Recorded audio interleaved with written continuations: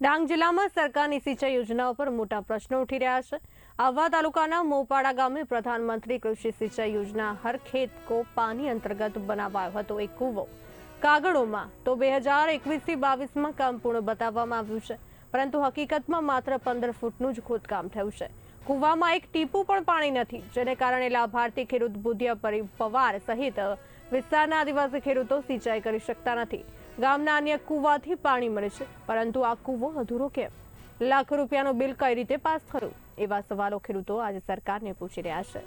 Board પરની વિગતો અને જમીન પરની હકીકતમાં જમીન આસમાનનો તફાવત જોવા મળી રહ્યો છે। આદિવાસી ખેડૂતો સાથે આવી ગેરરીતિ અત્યંત દુઃખદ ગણવામાં આવી રહી છે। ખેડૂતો માંગ કરી રહ્યા છે કે તાત્કાલિક સ્થળ તપાસ, જવાબદાર સામે કાર્યવાહી અને કૂવાની વાસ્તવિક ઊંડાઈ સુધી ખોદી સિંચાઈ લાયક બનાવવામાં આવે। જી દેવીદાસ ભાઈ, આજે તમારી પાસે આ જે કૂવો છે તમારી જમીનમાં, આ ક્યારે ખોદી ગયા હતા? ક્યારે ખોદ્યો હતો આ કૂવો?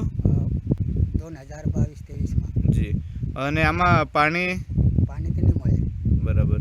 આ કેટલો ફૂટ ખોદેલો છે? આ 10 હવે 10 થી 15 ફૂટની આસપાસ। 10-15 ફૂટ। બરાબર।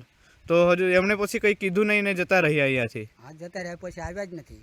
બરાબર છે। તો શું આશા રાખો છો સરકાર પાસે? આનું કામ થવું જોઈએ અને તમને પાણીની સુવિધા થવી જોઈએ ખેતરમાં ખેતી કરવા માટે? હા, શું આશા રાખો છો સરકાર પાસે? આની તપાસ થવી જોઈએ? હા, તપાસ થવી જોઈએ। હવે આવ્યા જ નથી પછી આવું કરવું જોઈએ છે। હા, મને સુવિધા મળવા જોઈએ।